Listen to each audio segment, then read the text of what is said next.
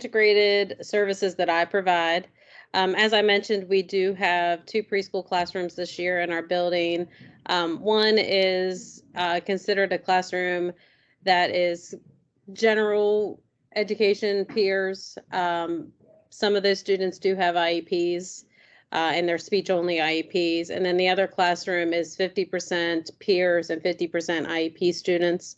And the way that I have done integrated therapy in the preschool classroom this year is a little different than what Paula does, but it's worked really well. I do it mainly for the students that have language. In the classroom, the preschool classroom that is general peers, except for speech only students.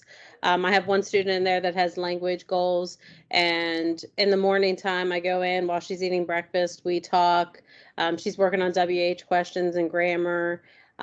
So we just kind of have a conversation, and I ask her questions, and we'll talk about different things. And then the students all get a story while they're taking their book while they're taking their bathroom breaks. And then her and I will go sit at another table, and we'll read through the book that she has, and we'll do questions. We'll do positional type, prepositional type questions, location things. The other class that I go into that is split peers and IEP students. Some of those students with IEPs have more severe needs. There's a lot more students in there that are nonverbal or mentally verbal. And I found this year that a lot of success that I go in during their morning story time and their calendar time. And I sit just with a few targeted students. So it's usually 2 or 3 students each day that I go in there, and I go in there 3 times a week in the mornings, that I just sit with, and I just kind of talk with them about the story that's being read, or I will help them answer questions for the calendar time. If they're, kind of prompt them on how to answer correctly. And then the teacher knows whatever students I'm near, I want her to call on at least once during that time. So she does that. And then the students break off into tabletop activities. It's typically Play-Doh, or they have like these little manipulative building kind of trinkets that they play with, or they do a drawing where they just draw with crayons. And so then I'll just sit with the student that I'm targeting, and I'll have them give me directions on what to play based on what their goal is. If we're doing Play-Doh, I'll just have them tell me what they want me to make. Tell me how big to make it. We'll do things about which one has more, which one has less. If we're drawing, we'll talk about colors. We'll talk about shapes and sizes and things like that. So that's how I do my preschool integration. It's a little bit different than me directing. I kind of just am in there as support. And then also I go back in for students targeted more individually who are working on just basic communication skills. I go in during their playtime and play. I just sit with them, whatever activity they're playing with. I try to integrate them, the basic thing that you do, if they're playing with a car go, blue car, go. And just trying to get them to mimic some of that. And it really has been very successful with increasing their vocalizations this year. And then the other types of services I provide, I go into general ed classrooms, and I'm just targeting my language students in those classrooms. And then I also go into the self-contained special education classrooms, into the autism classrooms and the intellectual disability classrooms. So I just wanted to kind of show a comparison between the way that I provide services, particularly in the general education classrooms and the special education classrooms. Both of them I go into about 30 minutes once a week. And again, I'm targeting the language kids in those classrooms when I go in there. If those students also have articulation or fluency goals, I pull those students out for that service. I've just found with this grade, it's too hard for me to be able to get them to be able to hear them, to get them to participate if I'm trying to do that type of service within their classroom. So if they have artic goals or fluency goals, I pull them out for a separate time. So Paula said that she does a split between the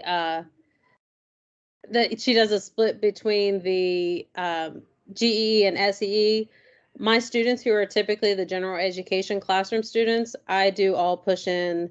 Their goals or their minutes are written for whatever allotted amount of time in the general education environment. I don't typically do any separate special education environment minutes. So then when I'm looking at the type of co-teaching styles that I might use, those are typically about the same. One teach, one assist is one that is used frequently. Parallel teaching, where the teacher and I are both doing the same lessons at the same time. Station teaching is something that I typically only do in the general education classroom because there are more students in there that don't have IEPs. And sometimes station rotations might work really well, particularly if we have a classroom that has a general ed teacher, a LD teacher, and myself in there all at the same time, like I've had in the past. The three of us will break the students into groups. I'll take the students that I need, and then we'll kind of do the same activity or a modification of that activity for all those groups. Also for the general education classroom, we'll do alternative teaching. I'll pull a small group to work with me on the same activity that she's teaching. Of course, mine's going to be a little scaffolded a little bit more, broken down a little bit more than what she might be doing. In the special education classroom, we do team teaching where we are both, kind of working together. We're partners. We're bouncing ideas off of each other. We're working together. She's going around. She's helping the kids cue. I'm leading the lesson. In the special education, because most of those students have IEPs, we don't really kind of separate very much, and it's a smaller classroom. Typically anywhere from 12 to 15 students versus a general education classroom that has 22, 25 students. And the general education classroom, I focus on the curriculum, the standards for the curriculum for that week. That's kind of what I base my lesson off of. In a special education classroom, I plan my lessons based on the IEP goals that I want to address. Still aligned with the curriculum, of course, because we are school-based SLPs, but I am kind of plan what I want to do.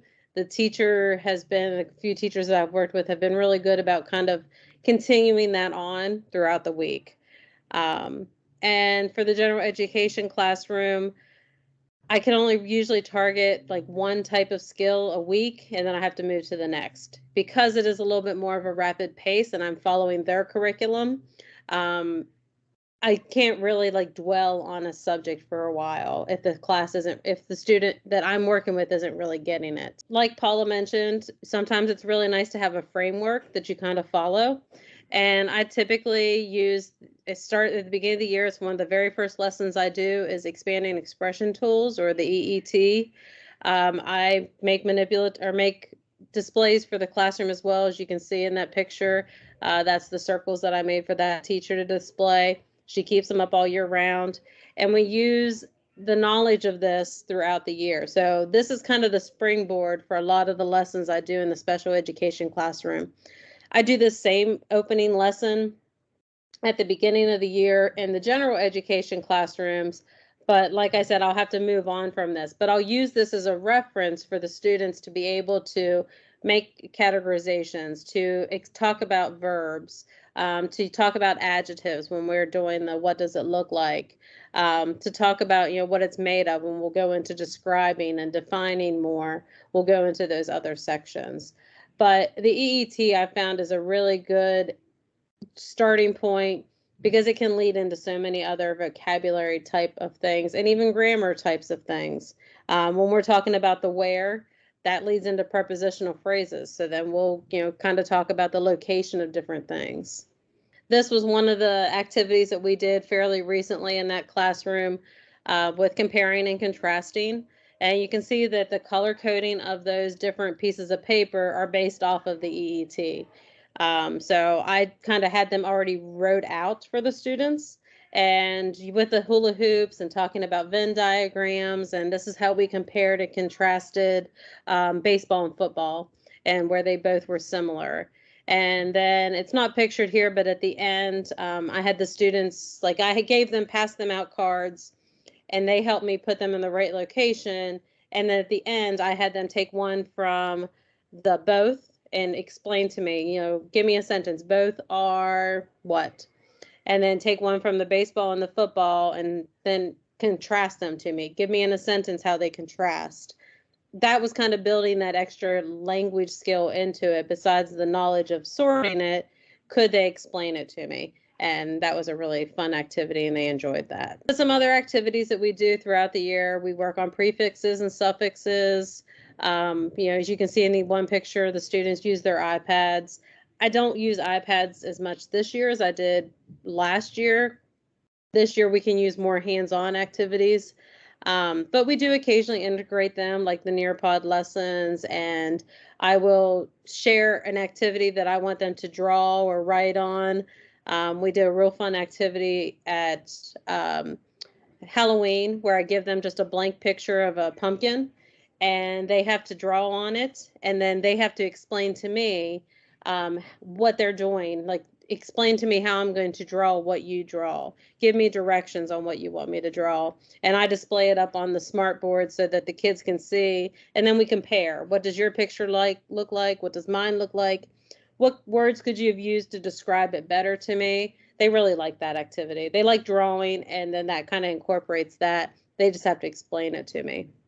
The picture down there in the bottom corner, you can see some fingers together, some fingers apart. I use lots of like hand manipulatives. The more kind of sensory, the more things that we can do to help them recall something. So we'll do synonyms, same, antonyms, different. We'll do compare, contrast.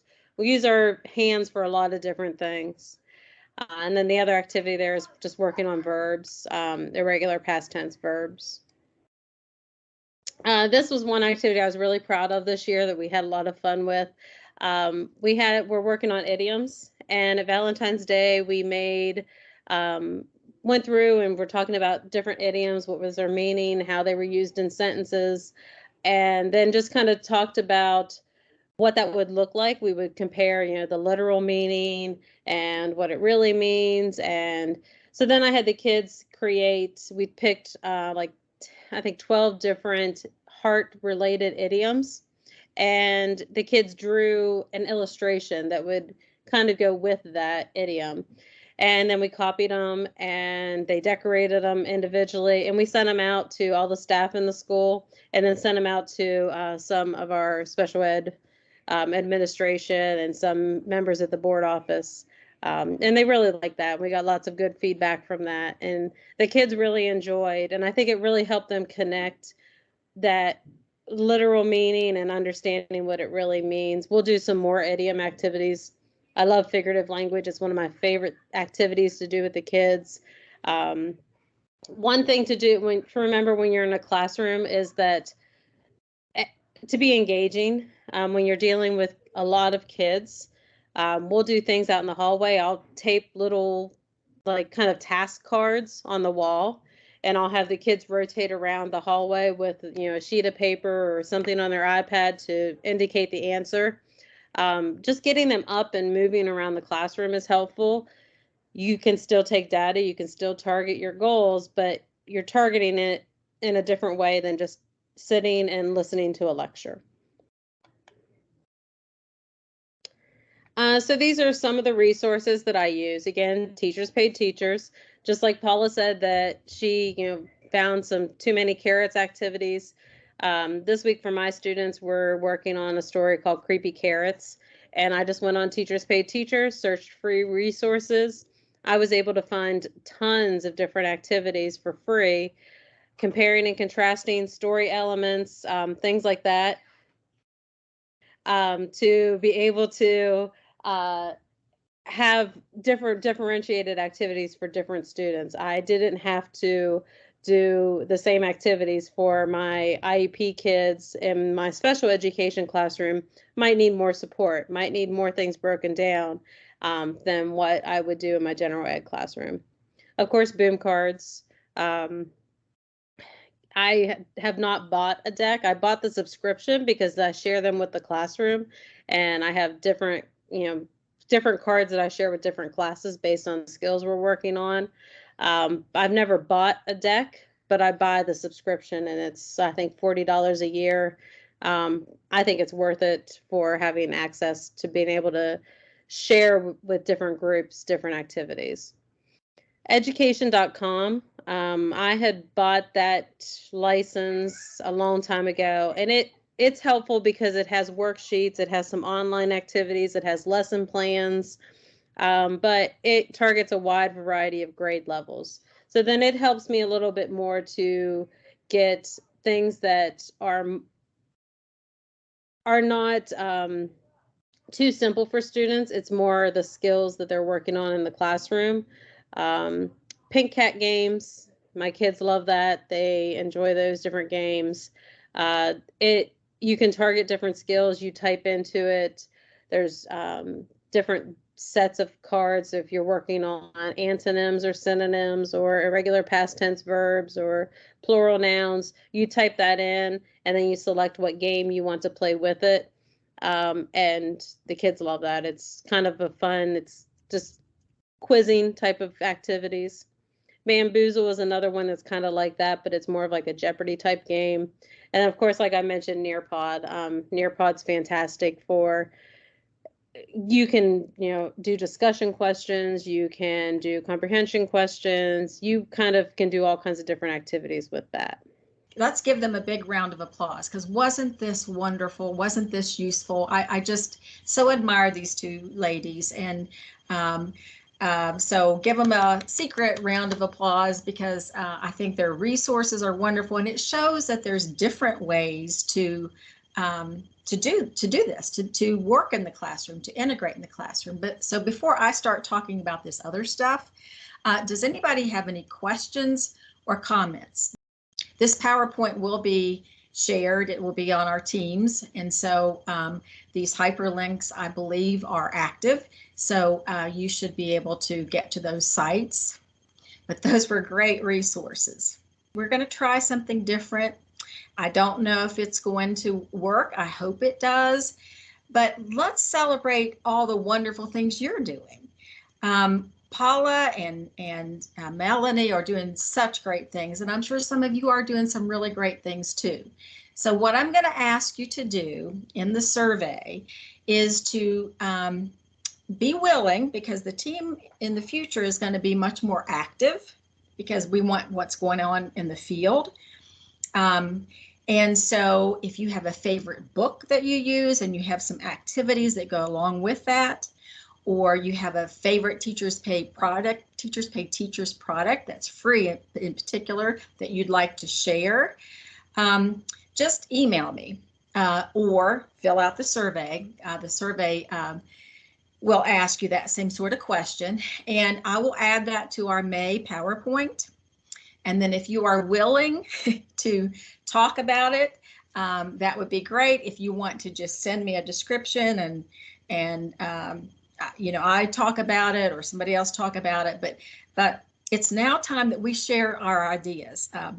Paula and Melanie stepped up and they did it, and I'm so grateful, and I'm sure that you guys have some things that you can share as well. So the other thing I'm asking you to do at the department, of course, May is Speech and Hearing Month, and we'd like to get the word out about what speech therapists do and all the wonderful things you guys are doing. So this is another opportunity for you to get the word out. And so we've asked people to, volunteer to talk to me, and it wouldn't be recorded. It would just be, a written thing describing what you do, where you work, what interesting thing you do, what you like about speech and language therapy. And this year, the focus at ASHA is connecting people. So what better way to talk about integrated services than, this time? So if you have someone that because I've asked people to volunteer, but there's some people may not, feel comfortable volunteering themselves. So if you would nominate a colleague, and I'll be nice and I won't be pushy, but they need to know that people recognize what they're doing and that it's great. So please put some thought into that as far as nominating a colleague, and why, and then we'll try to get some stories out of those. So it's that it is that time when I share with you the code. And the deadline for your feedback today is the 25th. So please don't feel like you have to complete it right now, because there's some questions about what you might want to share or a colleague you might want to nominate.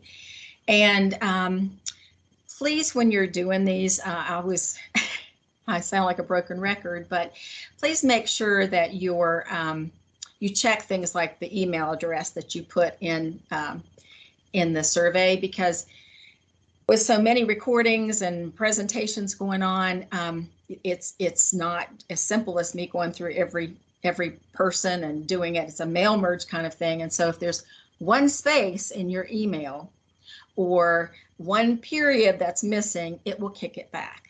And so just make sure you just spend a second checking on that. And so your email address, and we really want your feedback and your suggestions. We only have one more training this year for the service delivery team, and we need suggestions for next year. How do you think it could be better? What topics would you like? What kind of teams would be better for you? And hopefully we'll be able to have more active participation with everybody. We're trying to figure out ways to share information. We're working on different formats to do that. But so please give us the suggestions. As it relates to ASHA, if you want ASHA CEUs, if this is the first service delivery meeting that you are getting credit for, then make sure that you fill out the ASHA information. Now, you may have attended another team meeting like the preschool meeting today and filled out the ASHA information. But again, I know that's a little extra work for you, but it's a whole lot of extra work for me if you don't do it in both places. But if you filled it out already for service delivery this spring, then you don't have to do that again. And there's a place on the survey to say I've already filled it out. Remember that the links are for live presentations and the QR codes are for recordings. And so we're putting a code in here for those people who will be watching the recording. Please tell your colleagues about these wonderful presentations that were presented today, and tell them that they have 2 weeks after it starts on Monday, 2 weeks from Monday, to review or see the recording and get credit that way. So they would use the QR code that's in our recording, and you guys would use the link for the live presentation. And that is it.